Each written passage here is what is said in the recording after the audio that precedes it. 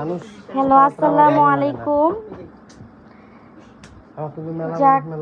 আজকে শুক্রবার, বাজার ভাবছিলাম বন্ধ, কিন্তু বাজার খোলা পাইছি। যাই হোক, আলহামদুলিল্লাহ। আমি বের হয়েছিলাম আমার মেয়ের সাইকেল ঠিক করার জন্য। সাইকেল দিয়ে আমার মেয়ের স্যান্ডেল পছন্দ হয় নাই, আমি স্যান্ডেল পাল্টাতে যাচ্ছিলাম। তো বাজার দেখতেছি জমজমাট, হয়তো পূজার কারণে। পূজা কয় তারিখ সেটাও জানি না। তো দেখতেছি ভালোই, বাজার টাজার সব আলোকিত। আমার মেয়ের স্যান্ডেল পছন্দ হয় নাই।